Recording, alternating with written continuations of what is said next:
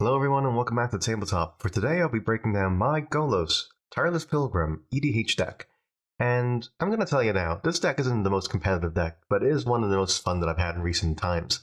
And the reason why I'm posting up this deck list is because I'm thinking about dismantling it now, because I want to build different commander decks. However, I want to keep a log of all the decks that I've been making throughout the ages, that way I can always go back to them if I need to. And there's one thing you're going to realize about this deck, is that competitively, it's not the strongest deck, but it does have its win cons. It is really fun to play, and the reason why I built this deck in the first place is because Golos just lets you play with anything. That's why you'll notice inside my deck today is that it's going to be very tailor-made towards the recent sets, and it's just a bunch of cards that I really want to get out, because what's the point of having amazing cards inside your binder if you can't even use them? Which is why Golos is amazing. Every time a new set comes out and I want to play a lot of cool cards, throw in Golos. He works with everything. And why is Golos an amazing commander? Well, let's have a look at him together. When Golos Tireless Pilgrim enters the battlefield, you may search your library for a basic land card. For a land card, put that card onto the battlefield tab, then shuffle your library. For a CMC cost of 5 and a tree 5 scout, this is amazing. Whenever he goes in, he refunds you one of your mana cost, as well as be able to help you correct your mana curve. Now, the real reason why you want to play Golos is because of his ability. For 2 and Woobark, you are able to exile the top 3 cards of your library and play them without paying their mana cost. Basically, this allows you to cheat out amazing spells for next to no cost. And there are ways to manipulate your deck in order to do it, and we have some manipulation inside our deck, but not the most. I like to run this deck because Golos allows you to have a huge mana advantage, and mana is not really a problem for this deck. So we're going to build around ramping, we're going to build around being able to play these cards from our hand, even if we're not able to hit them inside the lottery that is Golos himself. How we're going to work this is that I'm going to leave the deck list down below. It's going to be from AetherHub, and the way AetherHub is organized is goes from CMC 0 to CMC 9. So we're going to go inside that pattern, and I'm going to tell you why I put the cards in there, what kind of combinations there are, and we're going to work from there. We're going to move from there to there, and without any more ado, let's get started. Now, the first card that's going to be inside our deck list is a Mana Crypt. For 0 mana, you're able to tap this for 2 mana.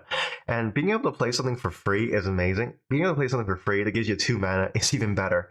However, this is a double-edged sword for Golos. One glaring weakness, which is that he cannot regenerate health.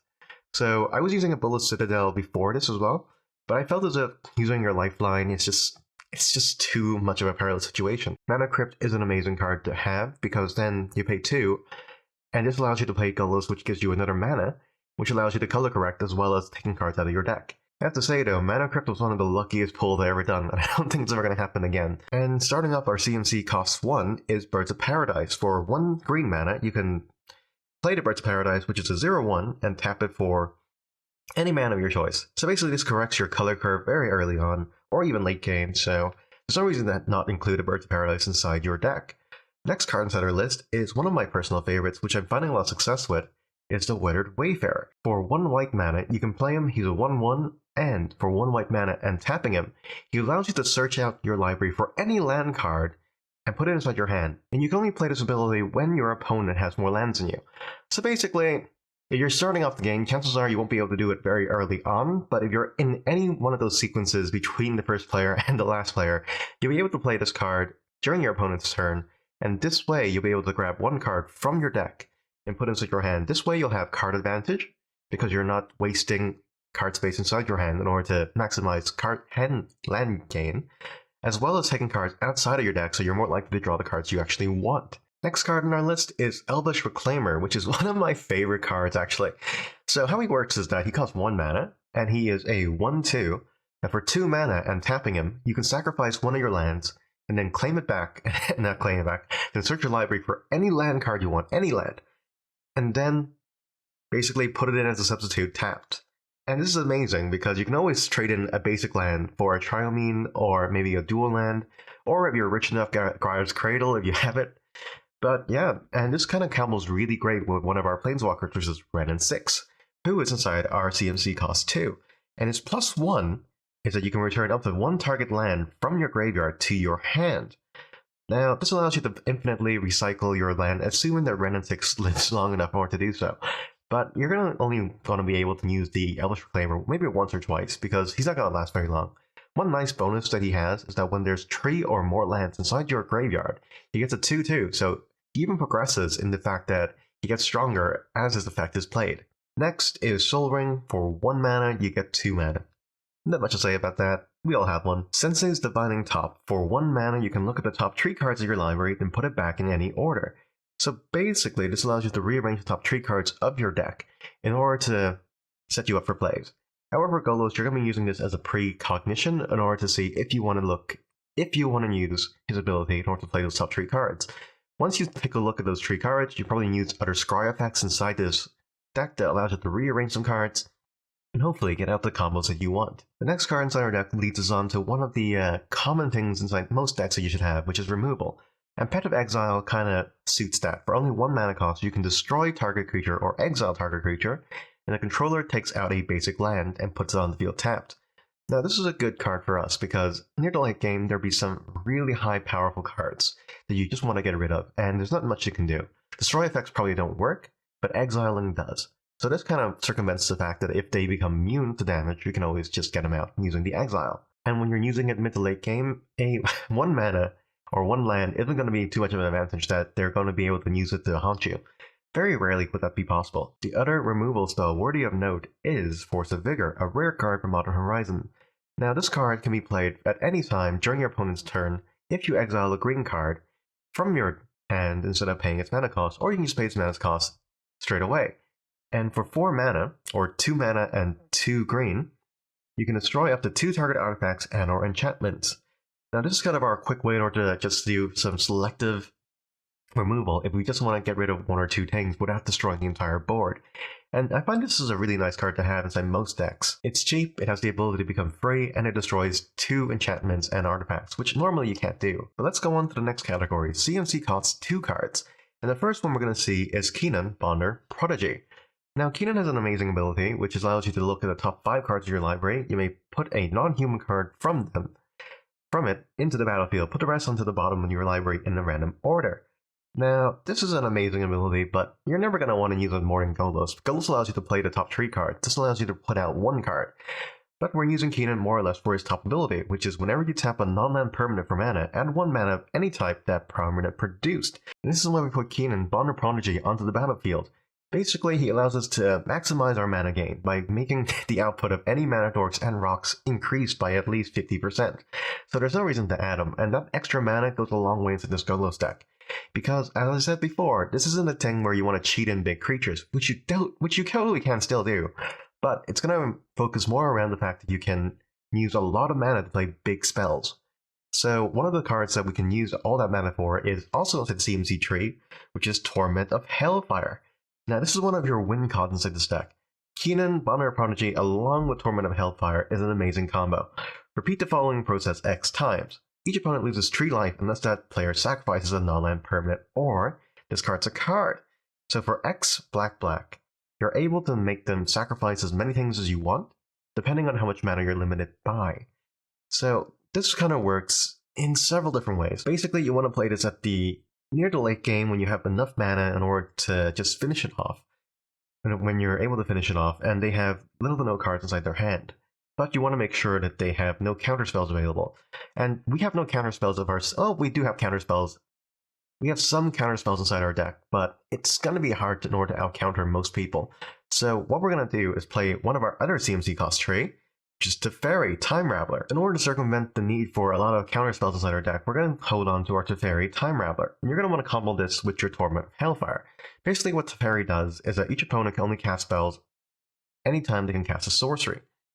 This means once you play it, they can't counter you. They can't play anything during your turn. So you're basically free to just play Torment of Hellfire to absolutely demolish whatever they have on the field and whatever they have in their hands, or just wipe them off completely. The next card in CMC2 is our Sakura Tribe Elder, which allows us to sack for a basic land. Pretty nice. It's a 1/1, allows us to grab a land. Easy enough. Next is Belful Strix. Now this isn't a bad transaction. Paying 2 mana to draw 1 card is a pretty good transaction, but you're getting a 1/1 flying Death Touch creature as well, so you're getting some protection out of it, because we don't really have a bunch of low cost cards in order to protect us. So we want to have a little bit of board presence that doesn't set us back too much. A 1/1 Death Touch is something that will deter them from actually attacking us because they don't want to lose their big creatures. Next is our Dockside Extortionist. Now, Dockside Extortion enters the battlefield, create X treasure tokens, where X is the number of artifacts and or enchantments our opponents control. Dockside Extortionist allows us to have a bunch of mana, and this is where we're trying to get a lot of mana onto the battlefield in order to just wipe them with the Tormented Hellfire.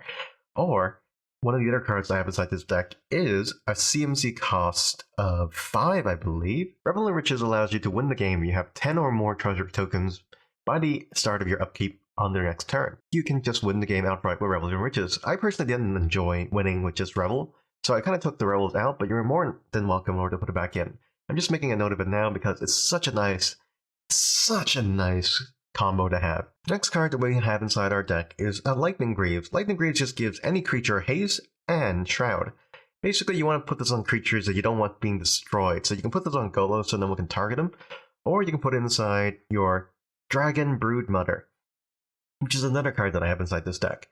Basically, the Dragon Broodmother allows you at the start of each combat to put a 1/1 red and green dragon token with flying and Devour 2 into play. And once you put it inside the Dragon Broodmother, it allows you to create flyers that potentially become 5/5s. So by the time your next turn rolls around, you have probably a 5/5 and a 1/1 ready to go, or 2 5/5s ready to go, depending. You can also play it with your Scourge of the Throne, which allows you to have an extra combat phase if you attack the person with the most life at that given time. Now, I already told you before, this deck doesn't have a lot of life gain, which kind of works in its favor in this regard, because Scourge wants you to have the lowest life, or it doesn't want you to have the highest amount of life.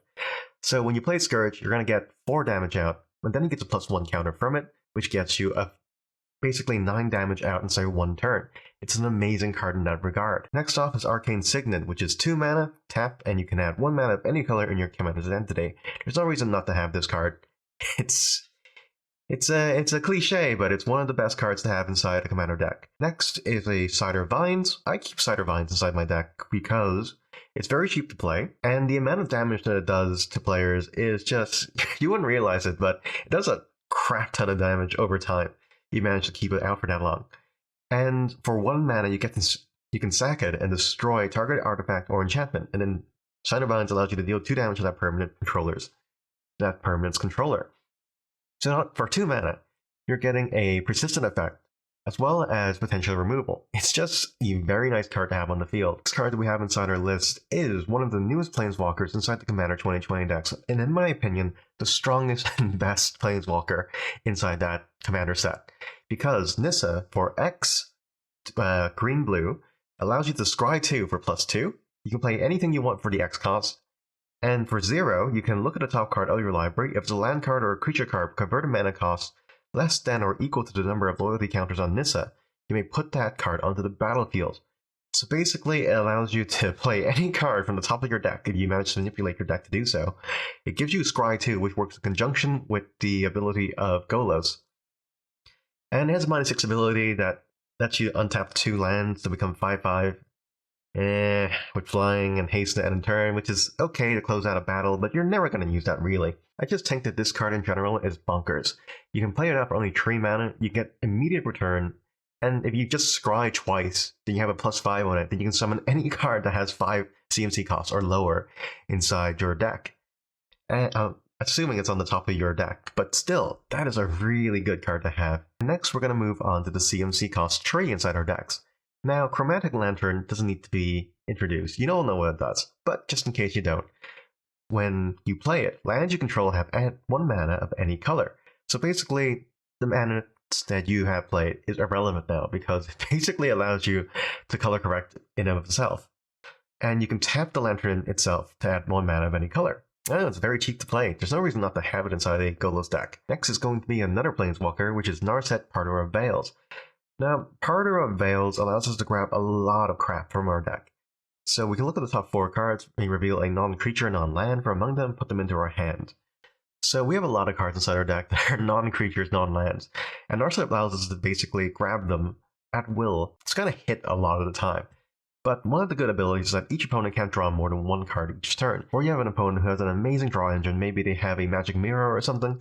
This card would just stop them in their tracks. The next 2 cards we have inside our deck actually serve the same purpose, which is counter magic. So what counter magic do we have? We have a Force of Negation from Modern Horizons, which I managed to pull as well. I'm getting really lucky with those kind of pulls. But if it's at your turn, you may exile a blue card from your hand rather than play this mana cost. Counter non-creature spell. If this spell is countered as well, exile it instead of putting it on top, putting it into its owner's graveyard. So not only are you removing it from the stack, you're removing it from play and putting it into exile. And this has the potential to kind of catch your opponents by surprise because they think you have no mana to spare. So you just play a Force of Negation, destroy 1 card that's blue from your hand, and basically just destroy their stratagem. And the next card does the same purpose, which is Fierce Guardianship, a new card from Commander 2020, which is arguably the best card from Commander 2020 as well. Clearly the most expensive too. Jesus Christ. So you control your commander, which is an easy thing to do inside this deck. You may cast a spell without paying its mana cost, and counter a non-target creature spell.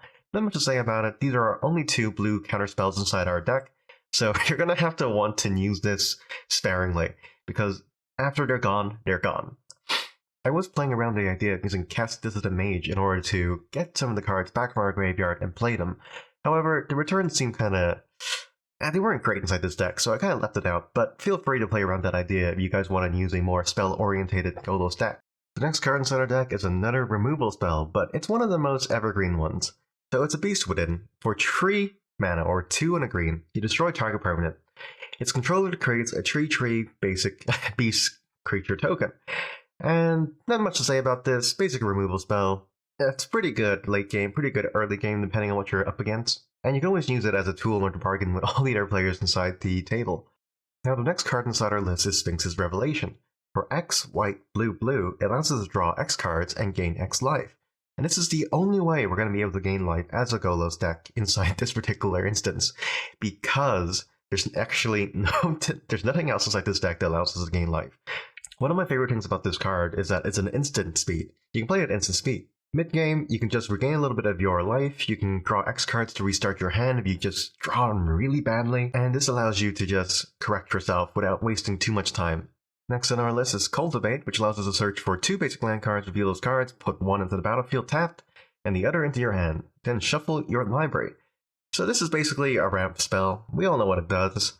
And I do have more ramp spells inside this deck, which include Circuitous Route, which allows us to search for 2 basic lands and or gates, put them on the battlefield tapped, and shuffle our library, as well as Migration Path, which allows us to search a library for 2 basic lands, put them on the battlefield tapped, and shuffle our library. And I think these 3 cards inside the deck are more than enough in order to get our Golos going. We don't need too many of these. And even if we get a kind of late game, we'll still be able to increase the amount of mana that we have in order to have more payoff for our Torment of Hellfire. Let's move back to CMC cost 3 though, and go on to the next card, which is Propaganda and Ghostly Prison. Both of them do the same thing, except they're just in different colors. So basically, this protects you against token decks, or people who go extremely wide. It punishes them for not being able to have a really tall, meaty creature on to finish you off. Basically, creatures can't attack you unless their controller pays 2 mana for each of those creatures they control that's attacking you. And this protects you for a couple of turns until they get rid of it. So many players have so many creatures onto the battlefield, but they negate having the mana to pay for attacking. So they don't really take that into account. Very rarely do you see someone with a hefty giant creature, because you can put all the key cards you want in the world on them, it's still going to get exiled or destroyed. It's just generally a better strategy to go wide than it is to go tall, in my opinion. The next card inside our list is Dryad of the Eldian Grove. And there's nothing much to say about this card. It allows you to play an additional land on each of your turns, and lands you control are every basic land type in addition to their other types. So this allows you to ramp up faster, it allows you to play as any color without worrying about what colors are on the board. Which is why this is an amazing card to have inside your deck. It allows you to ramp up, it allows you to color correct all in one go. Plus it's a 2/4, so it survives the Deafening Clarion that some people have inside their decks nowadays. But moving on, we have Soul Herder. Oh, Soul Herder. Now, this is an amazing uncommon card. I don't know why it's even uncommon, but you get it inside Modern Horizons. And whenever a creature is exiled from the battlefield, put a 1/1 counter on Soul Herder. So it ramps up each time that creature is exiled from the battlefield, which is all the time. And at the beginning of your end step, you may exile another target creature you control, then return it and return that card to the battlefield under its owner's control. And let me tell you now, there's not a lot of enter the battle effects that we're going to have inside this deck, but the ones that we do have are very potent. So Soul Hoarder can be used in conjunction with our Golos, allowing us to search out another land. We can also use it in conjunction with our Agent of Treachery in order to gain control of target permanent. And you're playing with Standard inside Magic Arena, you know why this card is amazing. Agent of Treachery is just such a broken card, especially when you can cheat out its effect multiple times. And Soul Herder is one of the best ways in order to do it. You can also use it with your Dockside Extortionist and then into the Revel of the Witches in order to have an easy win as well. And I think those are the only cards inside our deck that actually have Enter the Battle effects. So there's 3 cards you want to use this Soul Herder with. That is Golos for more land, Dockside for more tokens, or Agent to just grab all the stuff. Let me tell you now, it's not going to last very long. People always target it nowadays, especially when I play inside my group, because they know what's coming. Next inside our list is a Mimic Bat. Not much to say about that. Whenever a non-token creature is put into a graveyard from the battlefield, you may exile that card. If you do, return each other card exiled with Mimic Bat to the owner's graveyard. And for 3 mana, you can put a token onto the battlefield as a copy of the exile card. It gains haste, exile it at the beginning of the next end step. So what's amazing about this is that you can use it on other players as well as yourself. For us, we're going to be wanting to use it on our Scourge of the Throne in order to give them haste and then be able to just whittle down all the other opponents. They have a huge life advantage. Also, we can use it with our Protein Hulk. We can also use it with Protein Hulk, which allows us to, when it dies, search our library for any number of creatures with converted mana cost 6 or less and put them onto the battlefield. Then we shuffle our library. It basically allows us to search out our Scourge, our Dragon Broodmother, our Frog Monster, our Seaborn Muse, basically set us up. The next card inside our list is Savala, Heart of the Wilds. Whenever another creature enters the battlefield, its controller may draw a card if its power is greater than each other creature's power. So basically, if you play a card and it happens to be the strongest card on the field, you get to draw a card if you want to. And for 1 green and tapping, add X mana in any combination of colors to your mana pool where X is the greatest power amongst your creatures. Talk about color correction. Color correction inside this card is just busted. Because for 1 green, you can have like maybe a very tall Scourge who has like 9 power, and you can have 9 mana just for paying 1, and it can be mana of any color, and you can use it on your Golos in order to get more return on value on it. For only 3 mana costs, this is an amazing card to have inside your deck. Next, we're going to have our first legendary enchantment creature, which is our Clotus, God of Destiny. Now he's indestructible. He costs 3 mana, and he's a 4/5, but he's not a creature unless our devotion to red and green is greater than 7. So, at the beginning of our pre-combat main phase, we exile the target card from a graveyard, from anyone's graveyard. And this kind of, there's a lot of things that play from the graveyard nowadays, and you kind of want ways to get it out. But this is a persistent effect. It might be as potent as something like, I don't know, the Soul Lantern or maybe Torment's Crypt, but it gets the job done. Plus, it allows you to gain a red or a green mana if it was the land card that you exiled, or, and this is one of the kicker effects, is that it allows you to gain 2 life, and Clotus will deal 2 damage to each opponent. Now, there's a reason why I didn't classify this as life gain. It's because it's extremely unreliable as a life gain source. Getting 1 mana is decent. Getting 2 damage onto all opponents is even better. That's why you don't even look at the life gain. The life gain is a nice bonus if you get it, but doing 2 damage to each opponent is what you want to be doing. Next card on our list is Feyburrow Elder. Now he's a 1 green-white creature, and also a rare card from Throne of Eldring. Basically, he's vigilant, and he gets a 1/1 counter for each color among permanents you control. And you can tap him or to gain 1 mana for each color among permanents you control. So basically, he is a 3 mana cost that allows you to tap for potentially 5 mana, which is very easy to do inside this Golos deck. Basically, color correction, mana dork that also powers up with the Keenan. What's not to love about this? Another card that we have from our mystery boosters is Tireless Tracker, a 2 green creature. Whenever a land enters the battlefield under your control, investigate. Put a colorless clue artifact token onto the battlefield with 2. Sacrifice this artifact. Draw a card.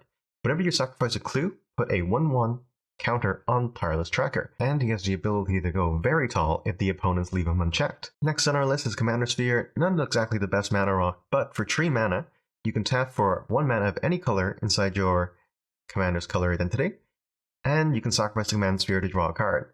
So basically, you're really just paying for card draw, and 2 mana for card draw is a nice transaction. It's not the best, it's an efficient transaction. It's not the worst deal, it's not the best deal.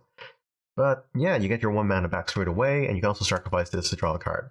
And that's why we have it inside our deck. The next card that we have inside our deck is Mirror Maid. It's a very situational card, but it can just ramp up the amount of advantages you have, as well as copy other people's artifacts and enchantments, so that you'll also get the same benefits as them. Now, I can't really say what you're going to use it for your opponents, because we never really know what's on their side of the board until we play the game. But for us, we're going to be wanting to use it on something like our Smothering Tide, which works in conjunction with our Revel in the Riches if we manage to get it out. So whenever an opponent draws a card, that player may pay 2. If the player doesn't, you create a colorless treasure token. So basically, instead of creating 1 treasure token each time they draw, you create 2 unless they pay 4. Another card that we can use it with is our God Pharaoh statue, with CMC cost 6. Now, I'm thinking about taking out the God Pharaoh statue completely from my deck because it just doesn't bring a lot of fun to the game. But if you're looking to win or just kind of get a mid-advantage, being able to copy the God Pharaoh statue is amazing. Because instead of paying an additional 2, everyone's paying an additional 4 in order to get their stuff out, which is hilarious. And at the end of your turn, for an extra bonus, it allows you to deal 1 damage to each of them to the face. God Pharaoh statue isn't really a win con in of itself, but if you are a little bit behind, you'll be able to slow the game down just a little bit so that you can catch up. And if you don't have any of these cards on the battlefield, there's something wrong with copying a couple of mana rocks in order to get your mana ramp going. There's literally no need to hold on to this card for very long. Next on our list is Rhythm of the Wild. Now, why do we want to play this? Because creature spells you control can't be countered, and non-creatures you control have Riot. So this basically, we're using it for its top effect more or less. We're playing it against decks that will just hard counter any of the heavy costing cards inside your hand or inside the Golos effect. And this allows us to at least get them out on the battlefield or get their ETBs or get their death triggers, because we want them to come out and just die or be able to do one thing before they die. The next card on our list is Phyrexian Arena. At the beginning of your upkeep, you may draw a card and you lose 1 life. Now, I told you before, we don't have a lot of life to play around with inside this deck, but 1 life to draw 1 card is always a good transaction, and you're more or less going to draw something that brings you closer to your win con than 1 life in your reserve will ever do. We're moving on to the CMC cost 4, and starting off on our list is Tassa, Deep Dwelling. For those of you unfamiliar with Tassa, I'm just going to read her out. As long as your devotion to blue is less than 5, Tassa isn't a creature. At the beginning of your end step, exile up to 1 other target creature you control, then return the target creature into the battlefield under your control. And for 3 and a blue, you can tap another target creature. The reason why we put Tassa inside our deck is the same reason why we put in our, Soul Herder, because we want to get more value out of our Enter the Battle triggers, whether it's Agent of Treachery, whether it's Golos, whether it's the Dark Side Extortionist. And Tassa allows us to do it without worrying about dying, because Soul Herder has the ability to go tall, but Tassa has the ability to not die unless it's exiled, so it's harder to answer to, which is why I enjoy having a copy of Tassa inside our deck. Next up inside our deck is a Solemn Simulacrum for 4 mana, or Sad Robot as most people know him. Basically, you play him, you grab a land, he dies, you draw a card. Pretty good transaction, 2 mana to put a land to your deck, and put a basic land into your field, and 2 mana to draw a card. Plus you get a 2/2 blocker as well, which is a nice transaction. Next card inside our deck is Jace, Wielder of Mysteries. Now, if you would draw a card while your library has no cards in it, you win the game instead. Now, you can use this for an easy win with something like Leveler. However, I've never really been a fan of using Leveler in conjunction with a Jace in order to win. It just seems like a cheap win. I don't really like that. So basically, we're using this in case our opponent decides to mill us. And they try to decide to mill us, we play the Jace, we draw a card, we win the game. Easy enough. Also, for +1, we can allow a player to mill 2 cards from the top of their library into the graveyard, and then we draw a card ourselves.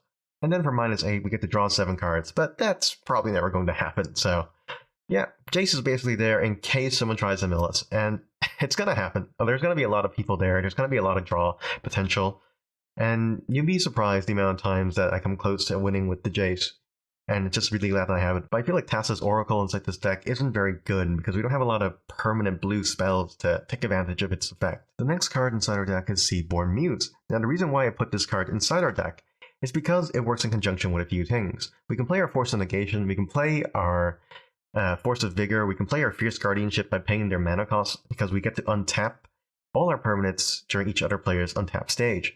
And we can also tap our Lanterns, we can also tap our Soul Rings, Mana Crypts, etc. When you have the Seaborn Muse, what you're going to want to do is you're going to want to use it with the Keenan. And the reason why is that because sometimes you don't want to exile those sorcery cards that you can't play, because they're really good sorcery cards. So Keenan in conjunction with Seaborn Muse is basically the combination that you're going to want to get out. Or maybe you can use your Seaborn Muse mana in order to pay for your clue tokens in order to power up the Tireless Tracker. You know, there's a lot of combinations to be played here.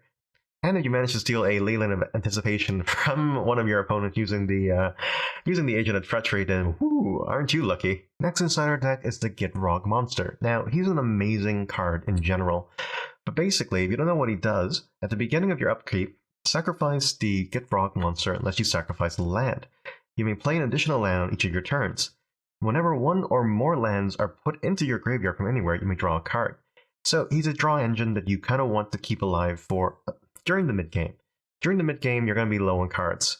So what you want to do is play the Gitrog Monster, sacrifice a couple of your lands, get it back with Renin 6 maybe, and then you'll be able to just continuously draw cards until you have the card advantage again. I find him to be a very situational play. Sometimes it's nice to have him, sometimes I feel like I could have a different card inside it. He's one of my maybe pile cards inside this deck, but having draw power during the mid-game and having a 6/6 speed stick with that touch is who can argue with those kind of results? Kind of fits the theme of this deck where you want to play as much land as possible, as well as draw as many cards as possible to gain the advantage over your opponents. The next card inside our deck is the last CMC5 card that we haven't talked about, which is Bolas the Dragon God. He is a mythic card from Board of Spark. He costs 1 blue, 3 black, 1 red. For +1, you draw a card. Each opponent exiles a card from their hand or a permanent they control, and this has the ability to get out of control really quickly. For -3, you can destroy a target creature or planeswalker, or -8, each opponent who doesn't control a legendary creature or planeswalker loses the game.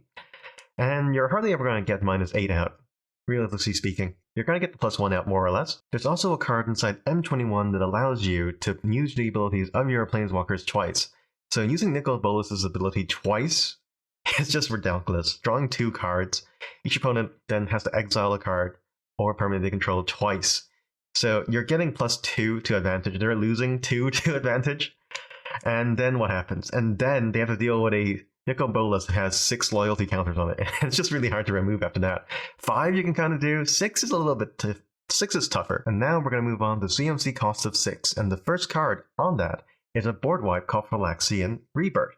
And for 4 white, you can destroy all creatures, then put a XX colorless horror artifact creature token onto the battlefield where X is the number of creatures destroyed this way. Now, I have 2 board wipes inside my deck, and my philosophy with board wipes is that they have to do something more than just destroy things, or they have to offer the option. I think there's a card inside the new commander set called Chroma's Vengeance which allows you to cycle as well, so if you don't want to use it as a board wipe, you can use it as card draw. But things like Kaya's Rat or Planar Cleansing, I don't really feel like they're worth the mana cost because they don't give you too much for their initial investment. They're hefty cost that wipes the board, but doesn't leave you with anything in order to anything else. So basically you wasted your turn in order to have no advantage and you destroyed everything on the field. Phylaxian Rebirth is a small kind of value engine for it. It destroys all creatures and then you get XX for the amount of creatures destroyed this way. Now if your opponents are playing a token deck, then chances are you're going to have a pretty fucking hefty Phylaxian Rebirth. And once you play Phylaxian Rebirth, you can use it with the with your Lightning Greaves and then just smack someone in the face for maybe 40 damage they had like a lot of counters on. Our other board wipe is in Garruk's Wake, which has a CMC cost of 9, and there's a reason why it's so strong. It's because for 7 black, you can destroy all creatures you don't control and all planeswalkers you don't control. Basically, it destroys everything that is a creature or a planeswalker that isn't on your side of the field. So you're getting a lot of advantage on your side of the field, so expect a lot of counterplay if you're playing Garruk's Wake. However, you can also play Runa's Ultimatum, which destroys all non-land permanents that you don't control, which is even better, but I don't really have a copy of that, so at this point in the game, you're not going to care too much about mana, but Runa's Ultimatum does cost 2 mana less than in Garruk's Wake, and having an extra 2 mana open means that you can always counter that Quench, or, better yet, you have mana open or to pay maybe a Mystical Dispute if they have it. Granted, you have an extra mana in addition to that. Now, the next card that we have on our list is Ugin, the Ineffable, who costs 6 mana, and his ability is that colorless spells you cast cost 2 less to cast. So basically, you have an Ugin on the battlefield, you'll be able to play your commander for 2 less if he's destroyed, which is our Golos. And for +1, we can exile the top card of our library face down, and then create a 2/2 spirit token. And once that token dies, we get the card. So it's a draw engine, as well as giving us a little bit something to block creatures and just protect ourselves generally. And for -3, we can destroy a target permanent that is one or more colors. And it's not too creative an addition. I feel like we can take it out for something better.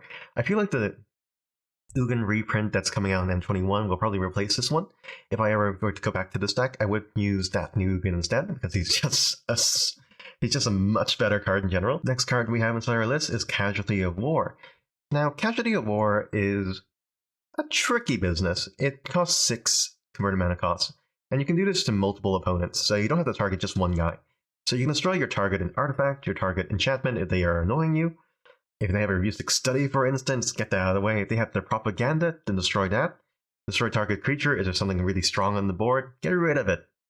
Target land. Land I generally don't do, unless someone is clearly really ahead in land. And destroy target planeswalker. Yeah, you're not gonna get your loyalty ability out. I really don't want anyone using an emblem. It's really not good for anyone on the table. It's basically a win con once someone gets an emblem. And now we're going to move on to our CMC cost 7. It's time to go for the big boys. Alright, what's the first one? Elesh Norn. Now, Elesh Norn is such an amazing card. When you have it. When other people have it, it's just, But yeah, Elesh Norn's ability allows other creatures that you control get 2/2, and other creatures your opponents control get -2/2. And let me tell you now, this is basically a board wipe card that's not a board wipe card. If they have a lot of tokens, gone. They won't be able to play even more tokens because they're going to be gone as well. And basically, once you have this on the battlefield, it's kind of a standstill. Either they kill you, or you manage to finish them off. It's just, there's no way around it. Next cards inside our deck are some ultimatum cards, and that's going to be the Emergent Ultimatum, which allows us to search our library for up to 3 monocolored cards with different names and exile them. An opponent chooses one of them, that card is put back into our library and shuffled, and the other 2 we can play without paying their mana cost. And let me tell you now, the cards you want to get out are Nextbloom Ancient, because that allows you to just use your ability on your Golos so many times. The Elesh Norn to get rid of everything inside their field and power up your side of the field. But also, the Magic Mirror, so that you have unlimited hand size as well as drawing cards. We don't really care too much about the unlimited hand size here, but having a good draw engine is always good to have. And the last card we have inside our deck, and one of my favorite cards in Commander, is Eerie Ultimatum. Released just there with Ikoria. For 7 mana, or 2 white, 3 black, 2 green, you can return any number of permanent cards with different names from your graveyard to the battlefield. Wow.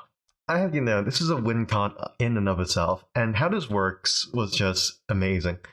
So, I had one game where I had the Magic Mirror, and I had so many cards inside my hand. Someone used Cyclonic Rift to get all my cards back into my hand, and instead of playing the Magic Mirror again, I just discarded everything I had, and next turn I played Eerie Ultimatum to put everything back on the field, and it's such a satisfying win. It's not going to happen often, but when it does work, Eerie Ultimatum is literally one of the best things that you can play or keep inside your deck as a countermeasure. It is a win con, it is fun to play, and it's not that expensive to have. I'm not going to talk about the lands at all, because all you need is just a lot of colors inside your decks. So get all your trial means, get all those dual color lands, and be sure to have enough coverage to use Golos' ability, and that's all you need to do. So, if you guys enjoyed this video, please be sure to give it a thumbs up and comment down below what you guys thought of it. If there's anything I can use to improve it or things that you guys would do differently. I'll also link up my collection with all the cards that I currently have in my possession so that we can maybe build a deck together, who knows. And if you guys enjoyed this video, please be sure to subscribe for more board game nerd content and more tabletop content. I'll see you guys all later.